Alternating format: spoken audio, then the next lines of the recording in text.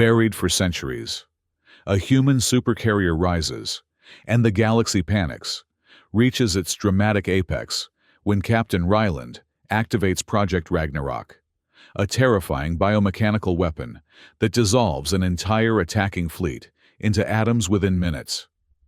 As 12,000 lives are extinguished, the devastating display of power transforms the indomitable from a relic into humanity's controversial new beginning, forever altering the galactic balance of power. The wind on Delta V7 never stopped. It howled across the planet's ice-covered surface, carrying crystalline particles that could strip flesh from bone in minutes. The desolate world had remained untouched for centuries, its secrets buried beneath kilometers of frozen water, until the Digger's Hope arrived. Captain Ryland stood at the viewport, watching the swirling blizzard outside. Tall and weathered, with gray streaking his dark hair. He'd led the salvage crew for 15 years. They specialized in hunting ancient signals, recovering lost technology from humanity's golden age. But in all those years, they'd never found anything like this. "Captain," Mila called from her console. The ship's technology specialist looked up, her dark eyes wide with excitement. "The signal's getting stronger. Whatever's down there is waking up." Ryland nodded. "Any identification yet?" "Working on it." Mila's fingers danced across the holographic interface. Half Korean and half Brazilian. She'd been with Ryland longer than anyone else on the crew. "It's encrypted, military grade. Definitely Terran." Behind them, the ship's scout, Juno, leaned against the bulkhead, tall and lean with close-cropped silver hair. She rarely spoke unless necessary.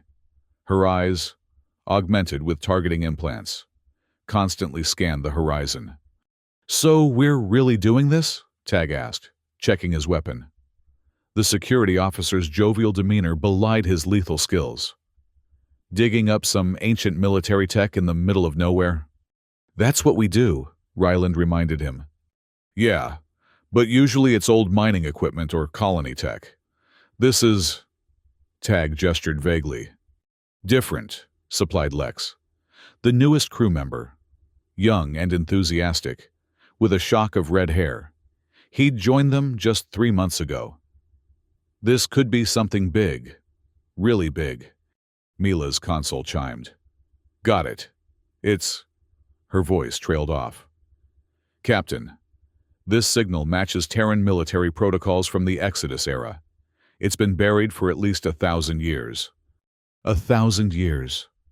Before humanity's retreat from the galactic stage, before the great powers that now ruled the stars had even achieved spaceflight." "Landing coordinates?" Ryland asked. "Locked in," Juno said quietly from her station. Ryland nodded. "Take us down."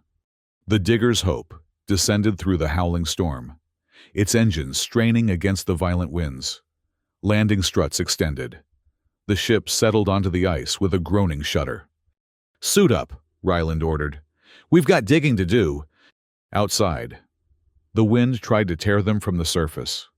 Their environmental suits, designed for extreme conditions, barely kept the cold at bay. Juno led the way, following the signal to a flat expanse of ice that looked no different from the surrounding terrain. "It's here," Mila confirmed, checking her scanner. "Approximately 30 meters down." Tag deployed the thermal excavator, its beam cutting through the ice like a hot knife. Steam billowed upward, instantly freezing in the brutal atmosphere. The crew worked in shifts, melting through layer after layer of ancient ice. 20 meters, Mila announced after hours of work. 10 meters, she said later, her voice tight with anticipation. 5 meters? Wait. She held up a hand. I'm getting a change in the signal pattern. Before anyone could respond, the ice beneath them vibrated. A low hum rose from the depths, felt more than heard. Keep going, Ryland ordered. The excavator cut through the final layers, revealing a flat black surface that reflected their lights like obsidian glass. It stretched further than their beams could illuminate. What is it? Lex whispered, his voice filled with awe. A wall, Juno answered, her augmented eyes scanning the structure. Part of something much larger. Mila approached the black surface, her scanner working. It's made of polycarbon titanium alloy, military grade. This is part of a ship. A big one. Tag let out a low whistle. How big are we talking?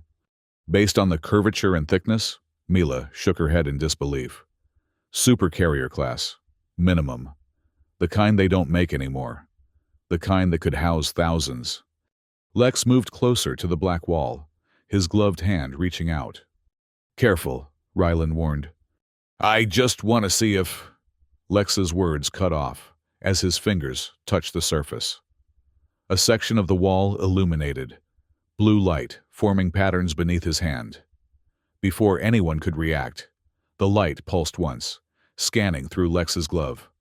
Then he was gone, vanished without a trace. Lex! Ryland lunged forward, but Juno caught his arm. Wait, she said, her eyes narrowing. Something's happening.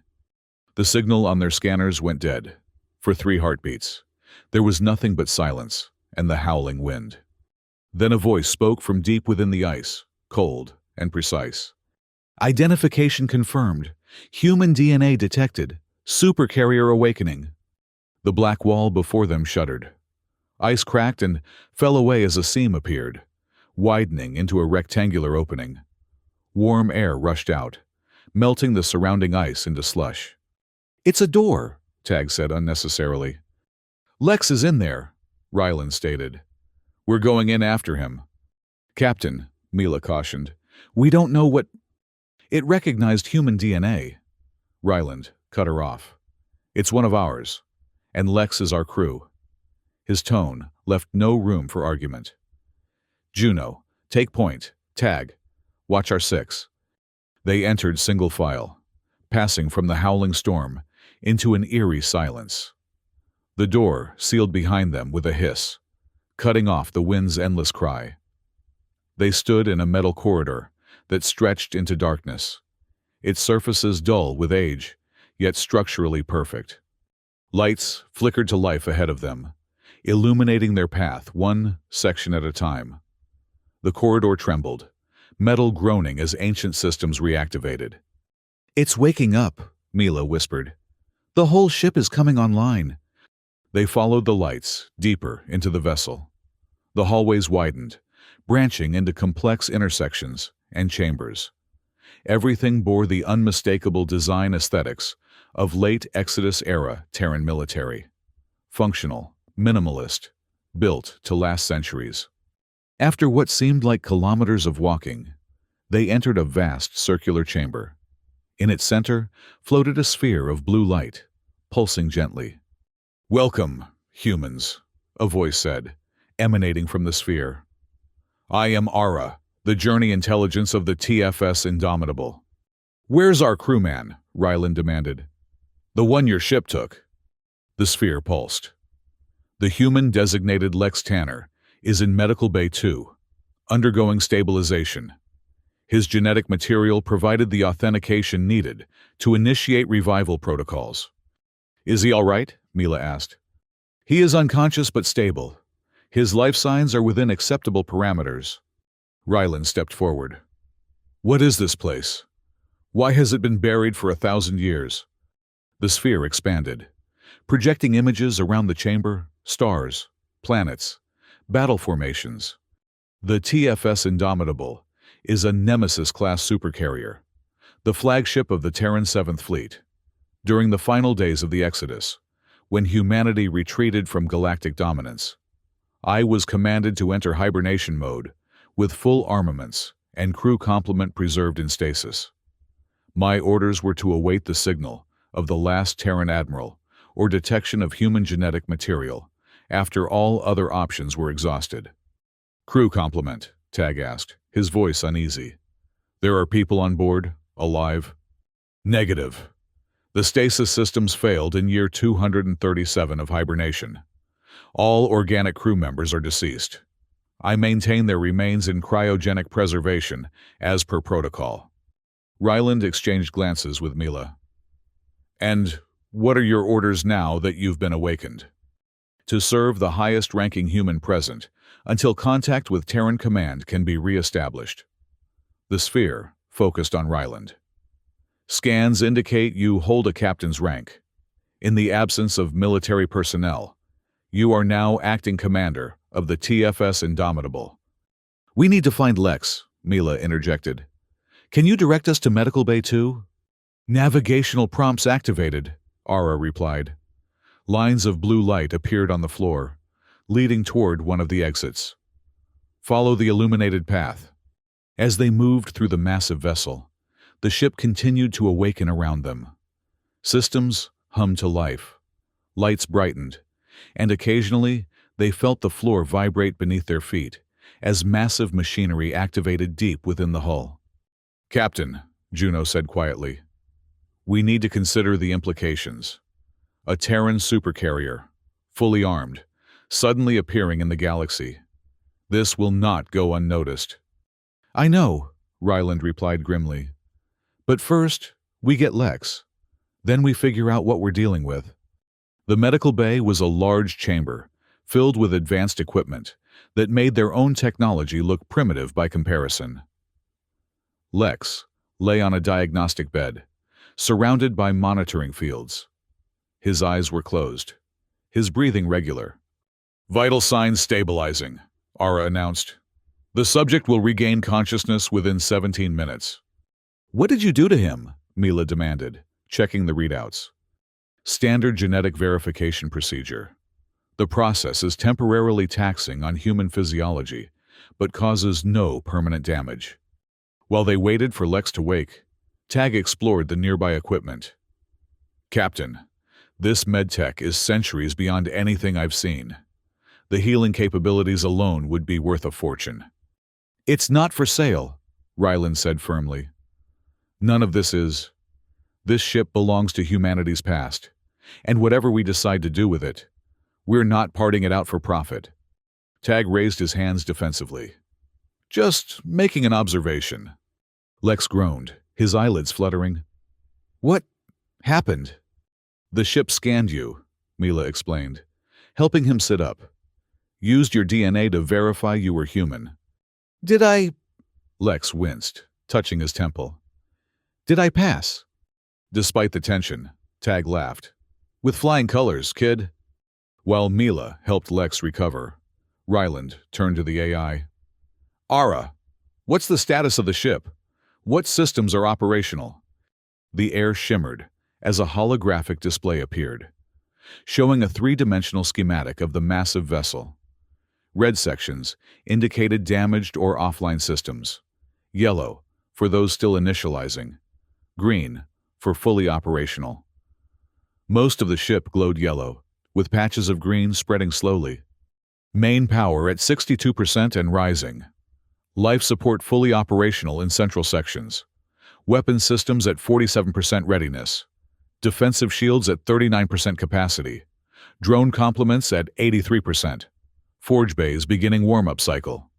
"Forge bays?" Mila asked. "Manufacturing facilities capable of producing replacement parts, weapons, vehicles, and other necessary equipment. The Indomitable was designed for extended operations without support." Ryland studied the schematic. "And how long until everything is fully operational?" "Approximately 73 hours for essential systems. Secondary and tertiary systems will require additional time." A warning tone sounded, and a section of the hologram flashed red. "Alert," Ara announced. "External communication systems detecting multiple unauthorized transmission attempts directed at the Indomitable. Origin: high orbit." "Someone's scanning us," Juno translated, her expression grim. "Tracking source," Ara continued. "Identified: Varn Watcher reconnaissance drone. Classification: hostile entity." Ryland's stomach tightened. The Varn Watchers were one of the dominant powers in this sector, notorious for their aggressive intelligence gathering and even more aggressive responses to perceived threats. "They know we're here," Tag said unnecessarily. "Ara," Ryland decided, "what defensive capabilities are currently available?" "Point defense grid at 54% capacity, sufficient to neutralize reconnaissance-class threats." Can you do it without destroying the drone? Just disable it? Affirmative. Ryland nodded. Do it, quietly. The ship hummed slightly, and Ara reported. Drone disabled via targeted electromagnetic pulse. However, its absence will be noted. Additional forces should be anticipated within 27 hours. Captain, Mila said, her voice tight with concern. We need to contact our ship. The crew needs to know what's happening. Agreed. Ryland looked to the AI. Era, can you establish a secure channel to our vessel? Channel established. You may communicate when ready. Ryland relayed the situation to the remaining crew aboard the Digger's Hope, ordering them to maintain orbit but be prepared for immediate departure if necessary. As he finished, another alert sounded. Multiple transmissions detected throughout nearby star systems. Ara reported. References to the Indomitable increasing by 732% in the last 15 minutes. News of our awakening is spreading. A holographic display showed communication traffic spreading like wildfire across the sector. Major powers, the Krex Dominion, the Varn Watchers, the Iyagi Consortium, all suddenly buzzing with activity. They're panicking, Juno observed. A Terran supercarrier suddenly appearing would be like... She searched for an analogy. Like finding a loaded gun in what you thought was an empty house. Tag finished. Ryland turned to his crew.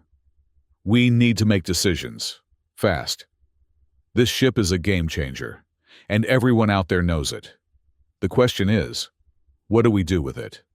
We can't just leave it, Lex argued, now fully recovered. This is human heritage, our history.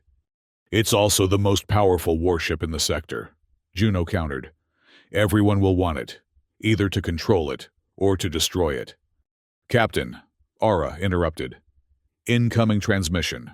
Origin. Unregistered vessel approaching from the outer rim. They are broadcasting on an encrypted Terran frequency. Ryland frowned. Let's hear it. The message played through the ship's communication system. TFS Indomitable. This is Captain Ellis of the Free Earth Outriders. We detected your awakening signature and are en route to offer assistance. Be advised, multiple hostile forces are mobilizing. Estimated arrival, 18 hours. Authentication code, Earthrise Phoenix 793. Free Earth Outriders? Tag asked. Never heard of them. Descendants of Terran colonies that maintain their independence. Ara explained. Authentication code is valid, though outdated by approximately 3 centuries. Can we trust them? Mila asked. Ryland considered. They're human. They knew the ship's identity without being told, and they have valid codes. They're the closest thing to allies we have right now.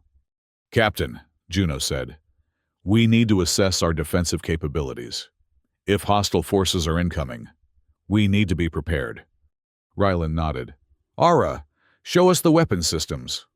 The holographic display shifted to highlight the ship's armaments. Even at partial capacity, the array was staggering. Beam weapons capable of bisecting capital ships, missile batteries that could saturate entire approach vectors, drone swarms that could overwhelm any known defense system. And this is just what's operational now, Mila whispered, awed by the display. Imagine when it's at full capacity. There's more, Ara said. The hologram expanded to show a massive hangar bay. The Indomitable carries a complement of 24 strike craft, 36 interceptors, and 12 heavy assault shuttles. Additionally, there are 200 combat mechs in storage. An entire army, Tag breathed. A fleet, Juno corrected. Ryland's mind raced through the possibilities and dangers. Ara, is there anything else we should know about? Any special capabilities or projects aboard? The AI paused, an unusual hesitation for a synthetic intelligence. There is one additional system. Access is restricted to command-level authorization. Which I have now, correct? Affirmative. Then show me. The hologram shifted again, revealing a sealed section deep within the ship's core. Project Ragnarok, classification, Omega level restricted, nature, Final countermeasure weapon system. What kind of weapon? Ryland asked. Information restricted. Physical inspection required for further disclosure. Ryland exchanged glances with his crew. Mila, Juno, you're with me. Tag, stay with Lex and keep monitoring the situation up here. The trio followed Aura's guidance deep into the ship, descending through multiple security checkpoints that scanned Ryland's genetic material at each stage. Finally, they reached a massive vault door, bearing the symbol of a stylized raven clutching lightning bolts. Final authorization required, Aura announced. A panel emerged from the wall, displaying a handprint scanner. Ryland placed his palm on the surface. It hummed. Then, the massive door began to split open, revealing a dimly lit chamber beyond. Inside stood a single stasis pod, larger than a standard human container. Its surface was covered in warning symbols and military encryption. Through the frosted viewport, they could make out a shadowy form. What is it? Mila asked, approaching cautiously. Project Ragnarok, Aura explained, was developed during the final phase of the last war as humanity's ultimate deterrent. It combines advanced biomechanical engineering with weaponized nanite swarms and quantum-linked consciousness. In plain language, Ryland demanded. It is a living weapon, Aura said simply. Part organic, part machine, designed to neutralize entire battle groups with minimal collateral damage to habitable environments. Juno's augmented eyes narrowed as she studied the pod. It's alive! In stasis, the entity designated Ragnar can be awakened only under specific threat conditions or by direct command authorization. Mila shook her head. This is beyond dangerous. If the other powers knew this was here, they would stop at nothing to destroy it, Ryland finished, or control it. They left the chamber, the vault door sealing behind them. As they made their way back to the command center, Ryland's mind wrestled with the implications of what they'd discovered. When they returned, Tag greeted them with grim news. We've got multiple contacts approaching the system. Long-range scans suggest at least 5 Krex warships, plus smaller vessels from various factions. They're forming a coalition, Juno noted, setting aside their differences to deal with the potential Terran threat. How long? Ryland asked. 12 hours, maybe less. Ryland turned to Aura. What's our defensive status? Shields at 72% and rising. Weapon systems at 63%. Point defense grid fully operational. The Indomitable can withstand a coordinated attack, but optimal combat efficiency is still 38 hours from achievement. And our options if they attack before we're ready? Limited conventional response or deployment of Ragnarok. The crew fell silent, weighing the implications. What about running? Mila suggested. Can this ship break orbit? Main engines require an additional 27 hours for safe ignition, Aura replied. Emergency thrust is possible but inadvisable, while systems are still initializing. So we fight or we surrender, Tag summarized. We don't surrender, Ryland said firmly. This ship represents humanity's legacy. We can't let it fall into hands that would use it against us, or dismantle it for their own gain. Then we prepare for battle, Juno said, her voice betraying no emotion. The next hours passed in a blur of activity. Ryland split the crew between the Digger's Hope and the Indomitable, ensuring both vessels were as ready as possible for the coming confrontation. Mila worked with Aura to accelerate the Supercarrier system initialization, while Juno and Tag familiarized themselves with the weapons controls. Lex, recovered from his ordeal, explored the ship's archives, digging through thousand-year-old records for anything that might help them understand the vessel's full capabilities. Captain, he called, excitement in his voice. I found something. Records from Admiral Calvos, the last commander of this ship. The log entry played on a nearby screen, showing an older woman in a Terran fleet uniform, her face lined with exhaustion, but her eyes burning with determination. Final entry, she began. The order has come. Humanity is retreating from the galactic stage. Our colonies are being evacuated. Our fleets recalled. The politicians call it a strategic withdrawal. I call it surrender." She paused, visibly controlling her emotions. "But I will not surrender the Indomitable. By special dispensation, I am placing this vessel in deep hibernation, hidden where our enemies won't think to look. Someday, when humanity is ready to reclaim its place among the stars, the Indomitable will be waiting, and with it, the means to ensure we never have to retreat again." The log ended, leaving them in silence. "She knew about Ragnarok," Mila said quietly. "She preserved it deliberately." "As a deterrent," Ryland nodded. "Or a weapon of last resort." "Alert," Ara interrupted. "Krek's battle group has entered the system. Approach vector suggests hostile intent. Estimated time to weapons range, 43 minutes. "So much for our 12 hours, Tag muttered. "All hands to battle stations," Ryland ordered, the words feeling strange, yet somehow right. "Ara, bring all available weapon systems online. Prepare defensive screens." The ship hummed with energy as systems powered up.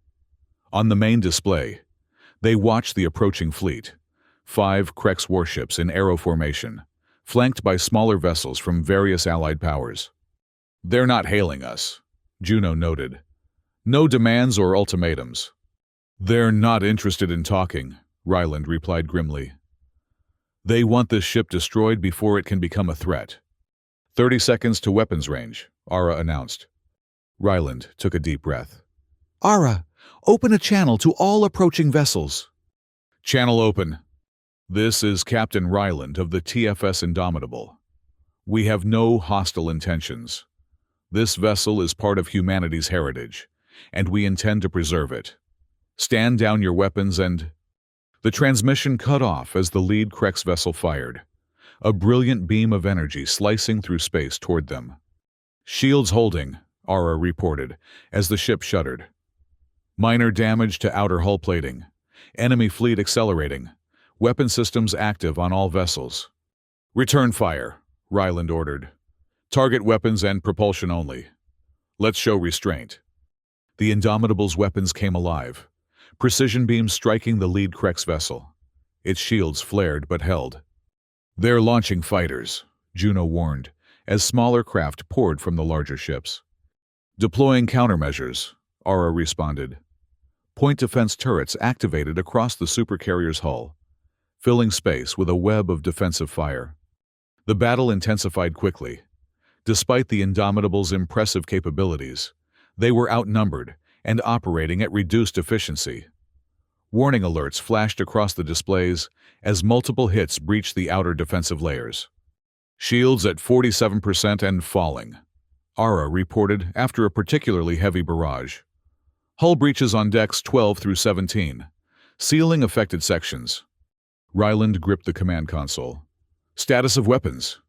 "Primary beam arrays at 32% power, missile reserves at 51%, drone complement depleted to critical levels."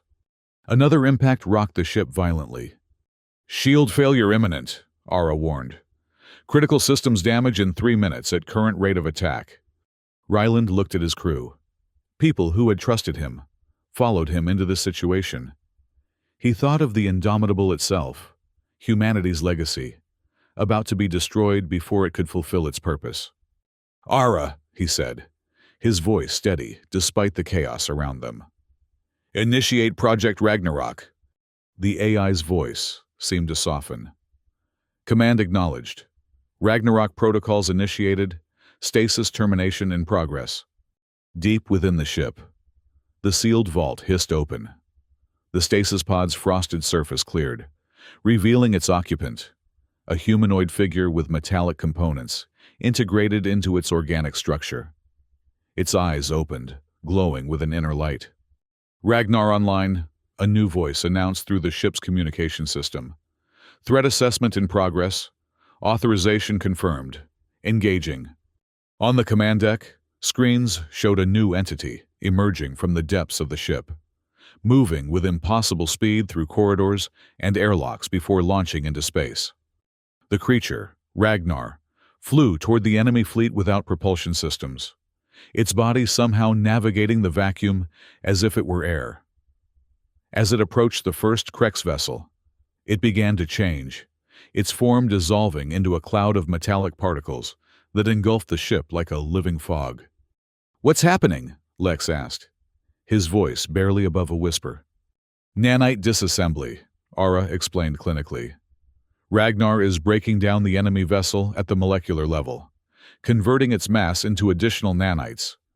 They watched in horrified fascination as the Krex warship began to come apart. Sections of hull simply vanishing as the cloud consumed it. Within minutes, where a mighty warship had been, only debris remained, and the cloud, now larger, moved toward its next target. The remaining enemy vessels attempted to retreat, engines flaring as they tried to escape.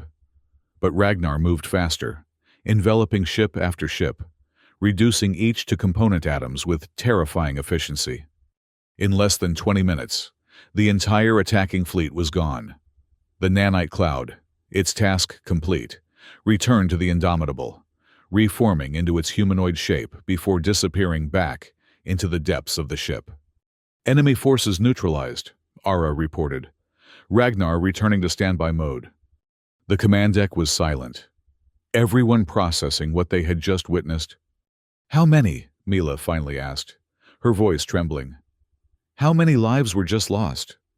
"Krex vessel complement estimated at 8,736, Ara replied. "Additional Allied vessels carried approximately 3,422. Total casualties, 12,158. 12,000 lives, extinguished in minutes." Ryland felt the weight of each one press down on him. "I had no choice," he said quietly, though whether he was trying to convince his crew or himself, he wasn't certain. "They would have destroyed us, destroyed this ship." "There's always a choice," Mila replied, her eyes filled with a mixture of horror and understanding. "You made the one you thought necessary. We all have to live with it now." The aftermath of the battle brought a strange, tense calm. With the immediate threat eliminated, the crew had time to assess their situation more thoroughly. The ship's self-repair systems worked tirelessly, sealing breaches and restoring damaged sections. Mila avoided Ryland for several hours, wrestling with her own feelings about what had happened. When she finally approached him on the observation deck, her expression was resolute. "I don't agree with what you did," she said without preamble. "But I understand why you did it, and I'm still with you." Ryland nodded, grateful for her honesty. "Thank you. I need people who will tell me when I'm wrong. Mila, especially now." "What is now, exactly?" she asked. "What are we doing with this ship, with this power?" Before Ryland could answer, Ara's voice interrupted. "Captain, the forge bays have completed initialization. Production capacity is now at 87%. "What does that mean in practical terms?" Ryland asked. "The Indomitable can now begin manufacturing replacement components, weapons, and even smaller vessels. The ship was designed to function as a mobile military-industrial complex, capable of sustaining extended operations without external support." The implications were staggering. Not just a warship, but a factory, a base of operations, potentially the foundation of a new human presence in the galaxy. "There's more," Lex announced, entering the observation deck. "I've been monitoring communications since the battle. Word of what happened is spreading fast, but not all the reactions are hostile." He activated a data pad, displaying intercepted transmissions. "Some of the old human colonies are responding. They've been maintaining a low profile for centuries, but they're reaching out now. The Indomitable has become a symbol." "A symbol of what?" Juno asked, joining them. "Hope, power, the return of humanity as a force in the galaxy."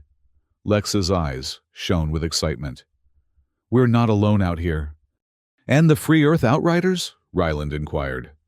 "Still incoming. ETA 7 hours. Their communications suggest they're bringing additional human ships, smaller vessels, but significant nonetheless." Ryland turned to the viewport, staring out at the stars. The galaxy had changed during humanity's absence.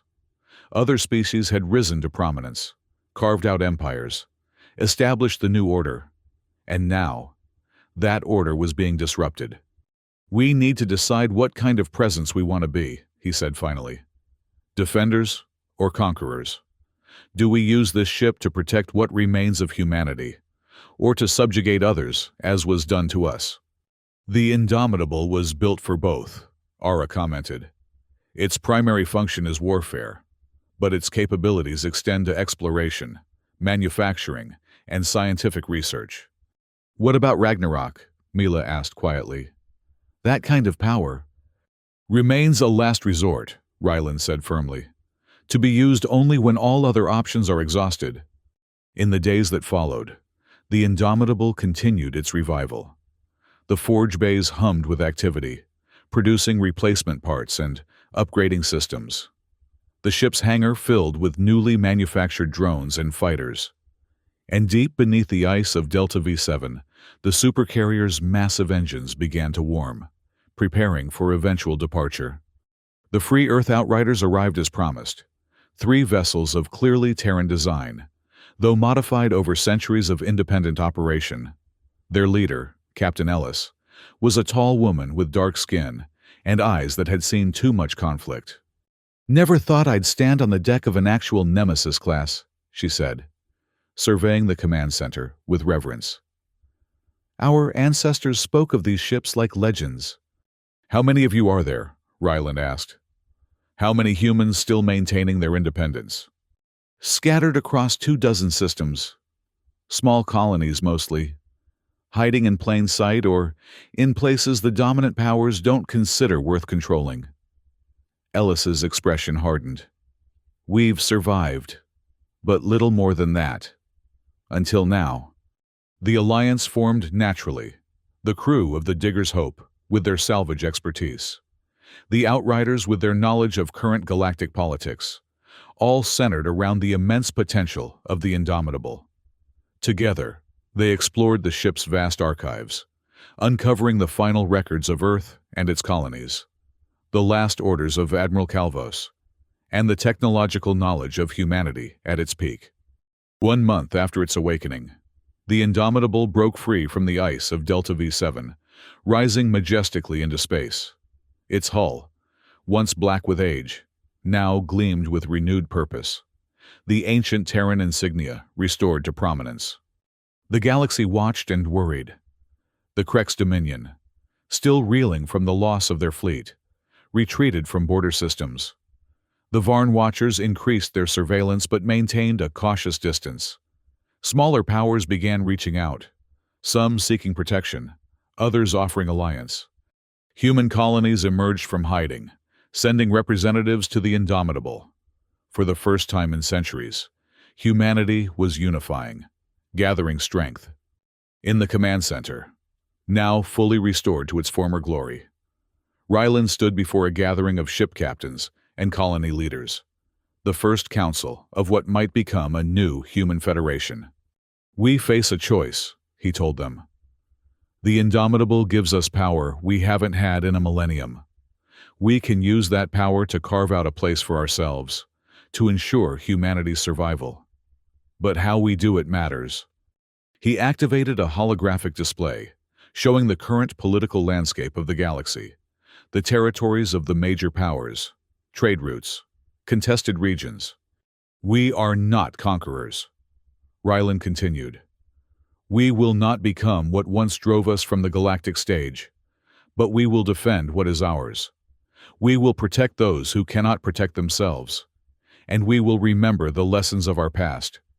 The council debated long into the ship's night cycle. Some advocated for aggressive expansion, using the Indomitable's power to seize territory. Others urged caution, suggesting a focus on rebuilding human infrastructure before confronting the established powers. In the end, they reached a compromise. Establish a secure base in an unclaimed system, continue to gather scattered human colonies, and present a united but non-threatening face to the galaxy at large. As the council dispersed, Mila found Ryland alone on the observation deck, staring out at the stars. "Heavy as the head that wears the crown?" she asked, joining him at the viewport. Ryland smiled faintly. "I'm no king, just a salvage captain who found something bigger than he expected." "You're more than that now. To them. To all of us." She hesitated. "The responsibility for Ragnarok alone." "I know." Ryland's expression sobered. "That kind of power should never exist. But now that it does, we have to ensure it's never misused." "And who decides what constitutes misuse?" The question hung between them, unanswerable in its complexity. "We do our best," Ryland said finally. "We make the hard choices, and we live with the consequences." 3 months after its awakening, the Indomitable took its place at the center of a small but growing fleet. Ships of human design, some newly manufactured in the Supercarrier's forge bays, others emerging from hidden colonies, gathered around the massive vessel like children around a parent. The galaxy continued to watch, wary but increasingly accepting of humanity's return to the interstellar community. Diplomatic channels opened, trade negotiations began. The initial panic subsided into a cautious recognition of a new power emerging from the shadows of history. Deep within the Indomitable, Ragnar remained in standby mode, a terrible reminder of what humans were capable of creating. Ryland had ordered additional security protocols implemented, ensuring that the weapon could only be activated under the direst circumstances and with multiple authorizations. In the command center, Ryland sat in the captain's chair, now formally recognized as the leader of humanity's renaissance. Beside him stood Ara, her holographic form having evolved to become more distinct, more individual, as if the AI were developing its own personality through continued interaction with humans. Long-range sensors detecting 3 vessels approaching from the outer rim, Ara reported. Configuration suggests a Yagi Consortium diplomatic corps. Ryland nodded.